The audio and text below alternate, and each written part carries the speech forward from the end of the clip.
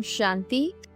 முரளி தேதி 13/3/2026. காலை முரளி பாப்தாதா மதுபன். இனிமையான குழந்தைகளே, நீங்கள் ஸ்ரீமத் படி தத்துவங்களையும் சேர்த்து முழு உலகையும் தூய்மையாக்கக்கூடிய சேவை செய்ய வேண்டும். அனைவருக்கும் சுகம் மற்றும் அமைதிக்கான வழியை கூற வேண்டும். கேள்வி: குழந்தைகளாகிய நீங்கள் தேகத்தை கூட மறக்கக்கூடிய முயற்சியை செய்கிறீர்கள். ஆகையால் உங்களுக்கு எந்த பொருள் தேவையில்லை.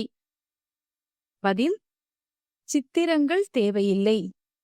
இந்த சித்திரத்தையே, அதாவது ஷரீரத்தையே மறக்க வேண்டும் எனும்போது அந்த சித்திரங்களுக்கு அவசியம் என்ன? தன்னை ஆத்மா என புரிந்து கொண்டு தேகமற்ற தந்தை மற்றும் இனிமையான வீட்டை நினைவு செய்யுங்கள். இந்த படங்கள் சிறு குழந்தைகளுக்காக, அதாவது புதியவர்களுக்காக. நீங்களோ நினைவில் இருக்க வேண்டும் மற்றும் அனைவரையும் நினைவு செய்ய வைக்க வேண்டும். வேலை முதலானவைகளை செய்தபடியே சதோபிரதானம் ஆவதற்காக நினைவிலேயே இருக்கக்கூடிய பயிற்சி செய்யுங்கள். பாடல்: அதிர்ஷ்டத்தை விழிக்க செய்து வந்தேன். ஓம் சாந்தி. இனிமையிலும் இனிமையான குழந்தைகள், இந்த வார்த்தைகளை கேட்டீர்கள். மேலும் உடனே குஷியில் மெய்சிலிர்த்து போய் இருக்கக்கூடும். தனது சௌபாகியத்தை, ஸ்வர்க்கத்தின் அதிர்ஷ்டத்தை பெறுவதற்காக இங்கே வந்துள்ளோம் என குழந்தைகள் அறிவார்கள். இப்படி வேறு எங்கும் சொல்ல மாட்டார்கள். நாம் தந்தையிடமிருந்து ஸ்வர்க்கத்தின் ஆஸ்தியை அடைந்து கொண்டிருக்கின்றோம், அதாவது ஸ்வர்க்கத்தை உருவாக்குவதற்காக முயற்சி செய்து கொண்டிருக்கின்றோம் என நீங்கள் அறிவீர்கள். ஸ்வர்க்கவாசியாக ஆவதற்காக மட்டுமல்ல, ஸ்வர்க்கத்தில் உயர்ந்ததிலும் உயர்ந்த பதவியை அடைவதற்காக முயற்சியை செய்து கொண்டிருக்கின்றோம். ஸ்வர்க்கத்தின் காட்சியை காட்டக்கூடிய தந்தை நமக்கு கற்பித்துக் கொண்டிருக்கின்றார். இந்த போதையும் குழந்தைகளுக்கு அதிகரிக்க வேண்டும். பக்தி இப்போது முடிய வேண்டும். பக்தர்களை முன்னேற்றுவதற்காக பகவான் வருகிறார் என சொல்லப்படுகிறது. ஏனெனில் ராவணனின் சங்கிலியில் அனைவரும் மாட்டிக்கொண்டிருக்கின்றனர். அநேக மனிதர்களின் வழிகள் நிறையவே உள்ளன. நீங்கள் உண்மையை அறிந்து கொண்டு விட்டீர்கள். சிருஷ்டியின் சக்கரம் அது அனாதியான, அதாவது முதலும் முடிவும் இல்லாத விளையாட்டாக உருவாகி உள்ளது. இதையும் பாரதவாசிகள் புரிந்து கொள்கின்றனர். நாம் ஆரம்பத்தில் புதிய உலகில் வசிப்பவர்களாக இருந்தோம். இப்போது பழையதாகிவிட்ட உலகில் வசிப்பவர்களாகி விட்டோம். தந்தை ஸ்வர்க்கமான புதிய உலகை உருவாக்கினார். ராவணன் பிறகு நரகமாக ஆக்கிவிட்டார். பாப்தாதாவின் வழிப்படி நீங்கள் இப்போது உங்களுக்காக புதிய உலகை உருவாக்கி கொண்டிருக்கிறீர்கள். புதிய உலகத்திற்காக படித்துக் கொண்டிருக்கிறீர்கள். யார் கற்பிக்கின்றார்கள்? ஞானக் கடல் பதீத்த பாவன் என அவருடைய மகிமை உள்ளது. ஒருவரை தவிர வேறு யாருடைய மகிமையும் பாடப்படுவது இல்லை. அவர்தான் பதீத்த பாவனர். நாம் அனைவரும் பதீத்தர்கள், அதாவது தூய்மையற்றவர்கள். தூய உலகின் நினைவு யாருக்கும் இல்லை. மிக சரியாக 5000 வருடங்களுக்கு முன்பு தூய்மையான உலகம் இருந்தது என இப்போது நீங்கள் அறிந்திருக்கிறீர்கள். இந்த பாரதம் மட்டும்தான் இருந்தது. மற்ற அனைத்து தர்மங்களும் அமைதியில் இருந்தன. பாரதவாசிகளாகிய நாம் சுகதாமத்தில் இருந்தோம். மனிதர்கள் அமைதியை விரும்புகின்றனர். ஆனால் இங்கே யாரும் அமைதியாக இருக்க முடியாது. இது சாந்திதாமம் அல்ல, அது நிராகாரமான உலகம். அங்கிருந்து நாம் வருகிறோம். மற்றபடி சத்யுகத்தில் அமைதி, அதாவது மௌனம் இருப்பதில்லை. அது சுகதாமம் ஆகும். அதனை சாந்திதாமம் என சொல்ல மாட்டோம். அங்கே நீங்கள் தூய்மை, சுகம், அமைதியில் இருப்பீர்கள். எந்த சச்சரவும் இருக்காது. வீட்டில் குழந்தைகள் சண்டை முதலானவைகளில் ஈடுபட்டால் அமைதியாக இருங்கள் என சொல்லப்படுகிறது. ஆத்மாக்களாகிய நீங்கள் அந்த அமைதி தேசத்தினராக இருந்தீர்கள் என தந்தை சொல்கிறார். இப்போது கலகம் நிறைந்த தேசத்தில் வந்து அமர்ந்திருக்கிறீர்கள். இந்த விஷயம் உங்களுடைய புத்தியில் உள்ளது. நீங்கள் தந்தையின் மூலம் மீண்டும் உயர்ந்ததிலும் உயர்ந்த பதவியை அடைவதற்காக முயற்சி செய்து கொண்டிருக்கிறீர்கள். இந்த கல்வி சாலை ஏதும் குறைவானதல்ல. இறை தந்தையின் பல்கலைக்கழகமாகும். முழு உலகில் இது பெரியதிலும் பெரியதான பல்கலைக்கழகமாகும். இதில் அனைவருமே அமைதி மற்றும் சுகத்தின் ஆஸ்தியை அடைகின்றனர். ஒரு தந்தையை தவிர வேறு யாருடைய மகிமையும் இல்லை. பிரம்மாவுக்கு மகிமை கிடையாது. தந்தைதான் இந்த சமயம் வந்து ஆஸ்தி கொடுக்கின்றார். பிறகு சுகமே சுகம்தான். சுகமும் அமைதியும் கொடுப்பவர் ஒரு தந்தை மட்டுமே ஆவார். அவருடையதுதான் மகிமையாகும். சத்யுகம் திரேதாவில் யாருடைய மகிமையும் இருப்பதில்லை.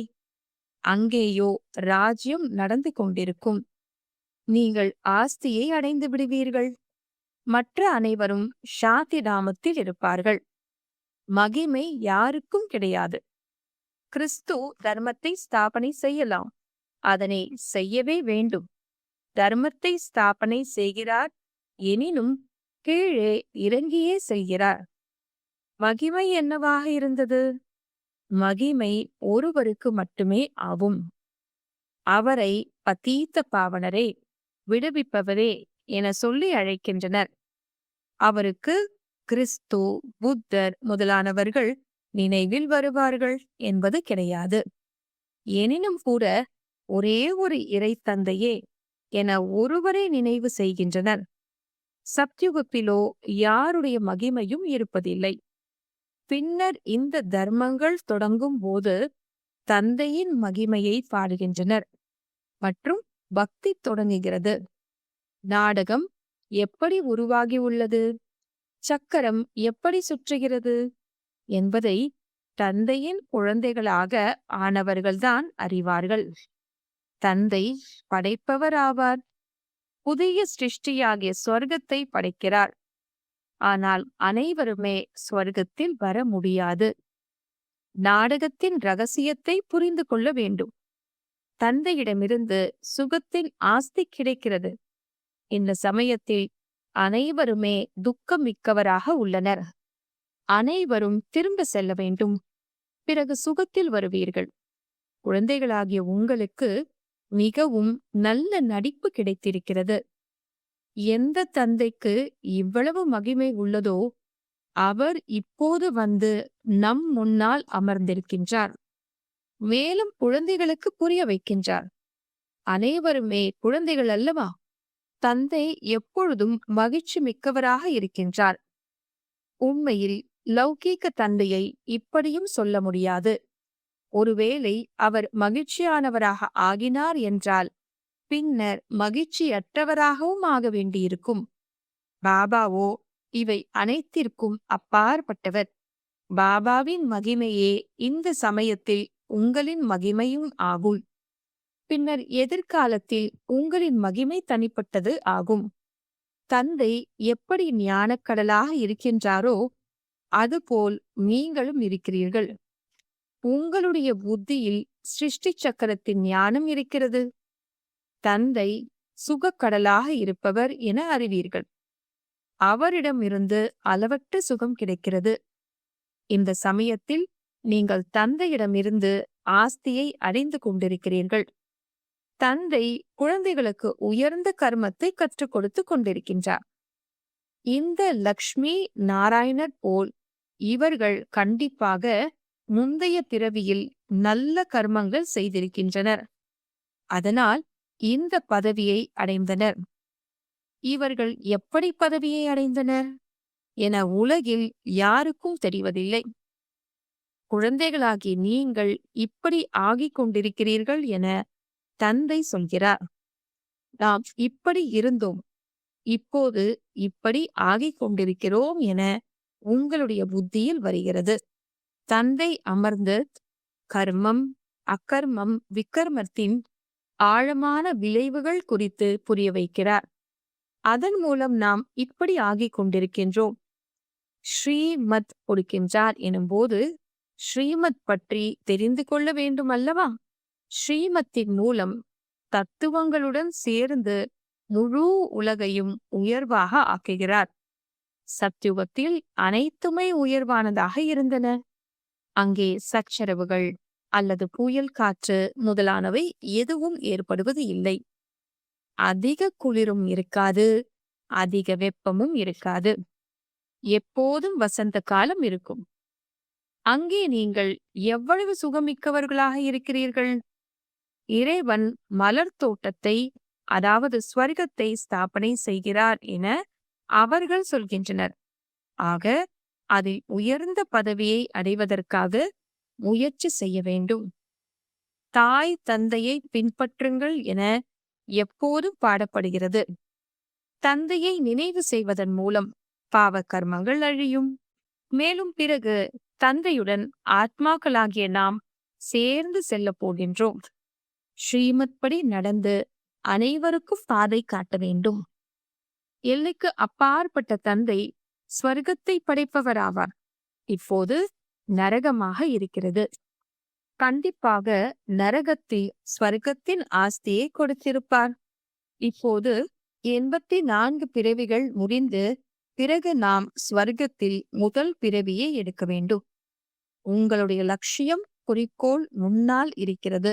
இப்படி ஆக வேண்டும் என்று. நாமே லக்ஷ்மி நாராயணராக ஆகின்றோம். உண்மையில் இந்த படங்களின் அவசியம் எதுவும் கிடையாது. பக்குவமற்றவர்களாக அடிக்கடி மறக்கக்கூடியவர்களாக உள்ளனர். அதனால் படங்கள் தொகுக்கப்படுகின்றன. சிலர் கிருஷ்ணரின் படத்தை வைக்கின்றனர். கிருஷ்ணரை பார்க்காமல் நினைவு செய்ய முடிவதில்லை. அனைவரின் புத்தியிலும் படங்கள் இருக்கின்றன. உங்களுக்கு சித்திரங்களின் அவசியம் எதுவும் கிடையாது. நீங்கள் தன்னை ஆத்மா என புரிந்து கொள்கிறீர்கள். நீங்கள் உங்களுடைய சித்திரத்தை, அதாவது ஷரீரத்தை மறக்க வேண்டும். தேகத்தோடு சேர்ந்து அனைத்து சம்பந்தங்களையும் மறக்க வேண்டும். நீங்கள் ஒரு பிரிய தர்ஷனின் பிரிய தர்ஷினிகள் என தந்தை சொல்கிறார். என்னை நினைவு செய்தபடி இருந்தீர்கள் என்றால் பாவ கர்மங்கள் அழிந்துவிடும் என பிரிய தர்ஷனாகிய தந்தை சொல்கிறார். சரீரத்தை விடும்போது நாம் இந்த பழைய உலகை விட்டு இப்போது தந்தையிடம் செல்கின்றோம் என புரிந்து கொள்ளும்படியான நிலை இருக்க வேண்டும். 84 பிறவிகள் முடிந்தன. இப்போது போக வேண்டும். என்னை நினைவு செய்யுங்கள் என பாபா கட்டளை கொடுக்கிறார். தந்தை மற்றும் இனிமையான வீட்டை மட்டும் நினைவு செய்யுங்கள். நான் ஆத்மா ஷரீரமின்றி இருந்தேன். பிறகு இங்கே நடிப்பை நடிப்பதற்காக ஷரீரத்தை தாரணை செய்தேன் என்பது புத்தியில் உள்ளது. நடிப்பை நடித்து நடித்து தூய்மையற்றவராக ஆகிவிட்டோம். இந்த ஷரீரம் பழைய செருப்பாக உள்ளது. ஆத்மா தூய்மையாகிக் கொண்டிருக்கிறது. தூய்மையான ஷரீரம் இங்கே கிடைக்க வாய்ப்பில்லை. இப்போது ஆத்மாக்களாகிய நாம் வீட்டிற்கு திரும்ப செல்ல போகிறோம். முதலில் இளவரசன் இளவரசி ஆகப் போகிறோம். பிறகு சுயம்வரத்திற்கு பின் லக்ஷ்மி நாராயணர் ஆகப் போகிறோம். ராதா கிருஷ்ணர் யார் என்பது மனிதர்களுக்கு தெரியாது. இருவரும் வேறு வேறு ராஜ்யத்தை சேர்ந்தவர்களாக இருந்தனர். பிறகு அவர்களின் சுயம்வரம் நடக்கிறது. குழந்தைகளாகி நீங்கள் காட்சியில் சுயம்வரத்தை பார்த்திருக்கிறீர்கள். ஆரம்பத்தில் நிறைய காட்சிகள் கிடைத்து கொண்டிருந்தன. ஏனென்றால் பாகிஸ்தானில் உங்களை மகிழ்ச்சியுடன் வைத்துக் கொள்வதற்காக இந்த நடிப்பு அனைத்தும் நடந்து கொண்டிருந்தது. கடைசி காலத்தில் அடிதடி இருக்கவே செய்யும். நிலநடுக்கங்கள் நிறைய ஏற்படும். உங்களுக்கு காட்சிகள் கிடைத்தபடி இருக்கும். நாம் என்ன பதவியை அடைவோம் என அனைவருக்கும் தெரிந்து போய்விடும்.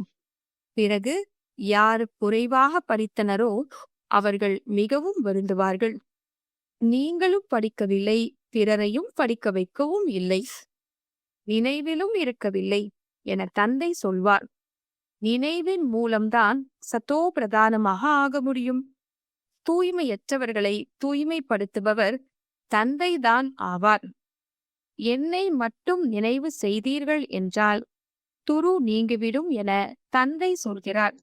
நினைவின் யாத்திரை செய்யும் முயற்சி செய்ய வேண்டும். வேலை, தொழில் முதலானவைகளை செய்யுங்கள். கர்மம் செய்யதான் வேண்டும்.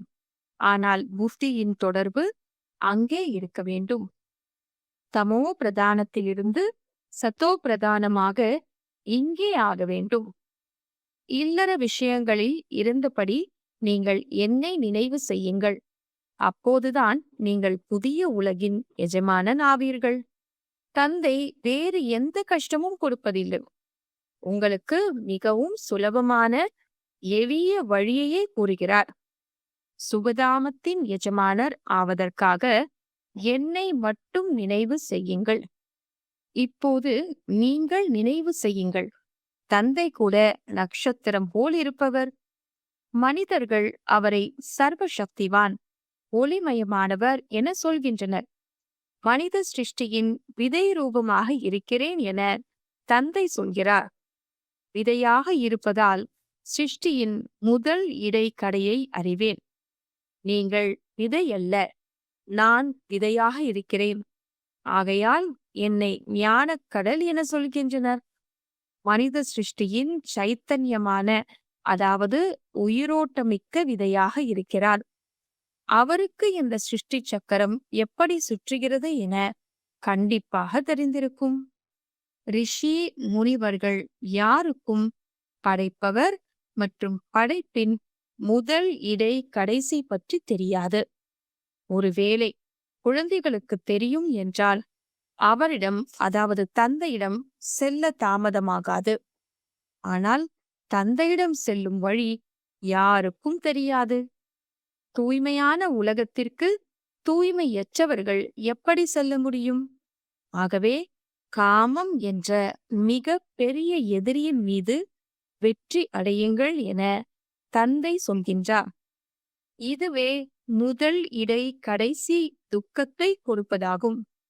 குழந்தைகளாகிய உங்களுக்கு எவ்வளவு நல்ல விதமாக புரிய வைக்கிறேன். எந்த கஷ்டமும் கிடையாது. தந்தை மற்றும் ஆஸ்தியை மட்டும் நினைவு செய்ய வேண்டும்.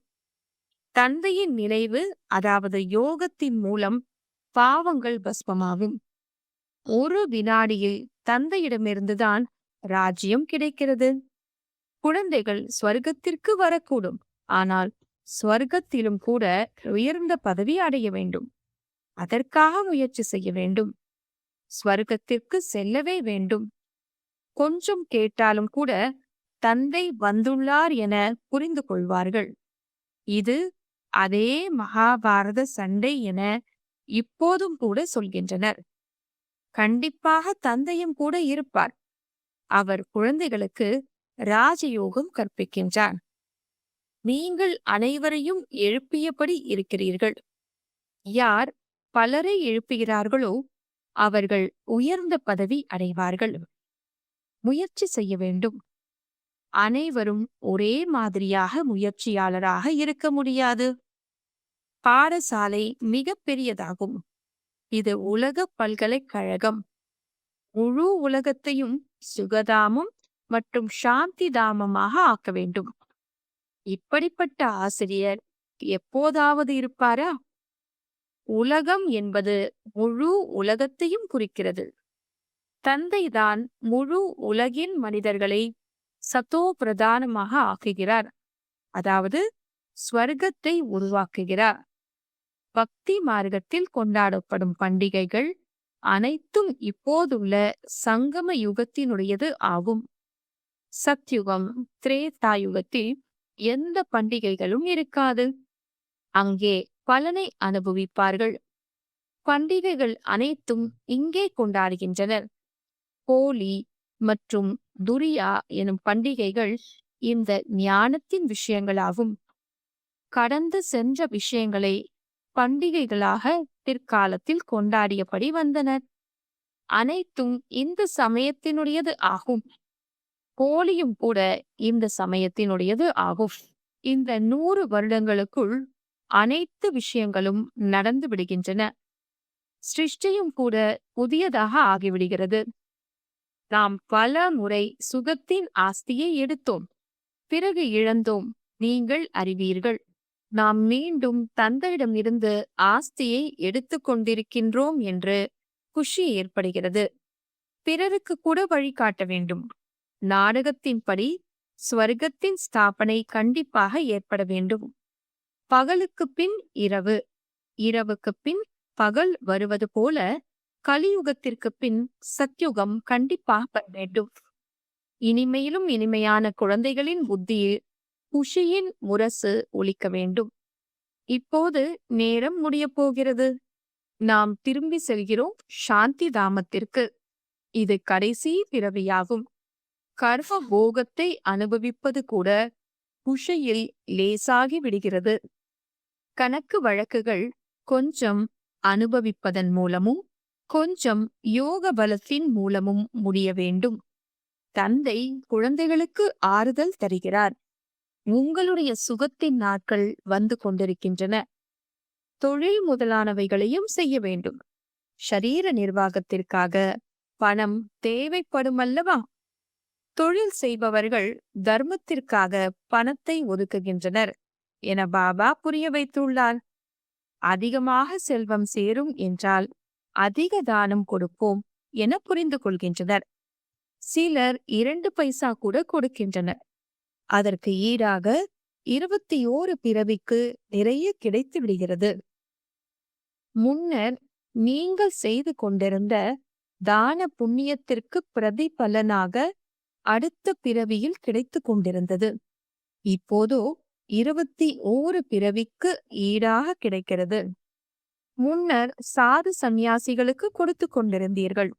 இவை அனைத்தும் அழியக்கூடியது என இப்போது நீங்கள் தெரிந்து கொண்டிருக்கிறீர்கள். இப்போது நான் நேரடியாக வந்துள்ளேன். இந்த ஈஸ்வரிய காரியத்தில் ஈடுபடுத்துங்கள்.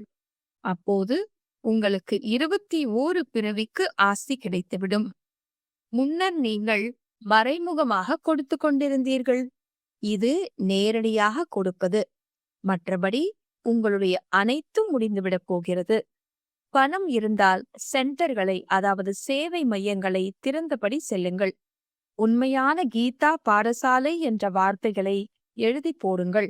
பகவானுடைய மகா வாக்கியம், என்னை மட்டும் நினைவு செய்யுங்கள் மற்றும் ஆஸ்தியை நினைவு செய்யுங்கள். நல்லது. இனிமையிலும் இனிமையான காணாமல் போய் கண்டெடுக்கப்பட்ட செல்ல குழந்தைகளுக்கு தாயும் தந்தையுமான பாப்தாதாவின் அன்பு நினைவுகளும் காலை வணக்கமும். ஆன்மீக குழந்தைகளுக்கு ஆன்மீக தந்தையின் நமஸ்தே. ஆன்மீக தந்தைக்கு ஆன்மீக குழந்தைகளின் நமஸ்தே.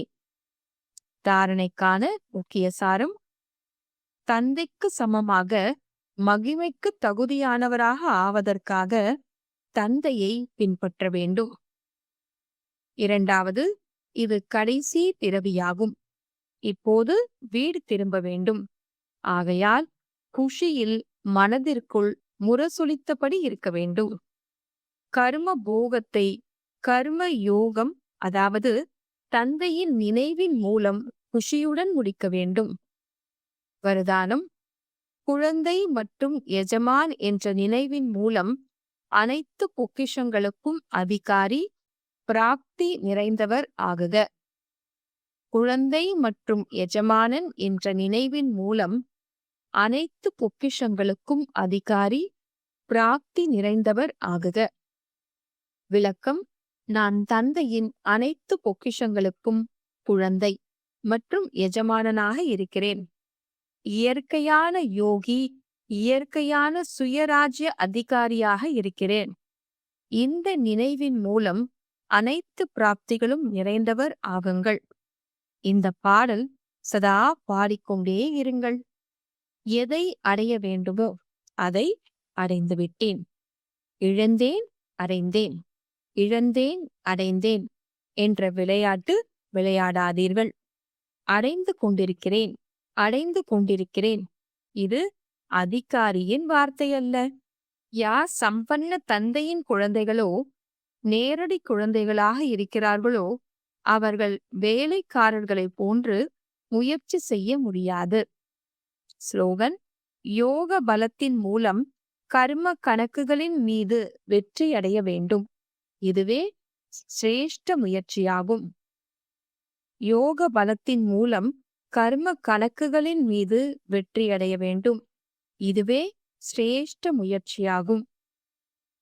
அவ்யக்த இஷாரா: நிச்சயத்தின் அஸ்திவாரத்தை உறுதியாக்கி சதா பயமற்றவராக, கவலையற்றவராக இருங்கள். அனைத்தையும் விட முதல் தன் மீது நம்பிக்கை வேண்டும். பிறகு பாப் தாதாவின் மற்றும் பிராமண குடும்பத்தின் அனைத்து ஆத்மாக்களிடம் நம்பிக்கைக்குரியவர்களாக ஆக வேண்டி இருக்கிறது. எந்த அளவிற்கு நம்பிக்கைக்கு உரியவர்களாக, நிச்சய புத்தி உடையவர்களாக ஆகி காரியம் செய்வீர்களோ வெற்றி அடைந்தே விடுவீர்கள். நம்பிக்கைக்குரியவர் ஆவதன் மூலம் ஒவ்வொரு காரியம், ஒவ்வொரு சங்கல்பம், ஒவ்வொரு வார்த்தை சக்திசாலியாக இருக்கும். ஓம் சாந்தி.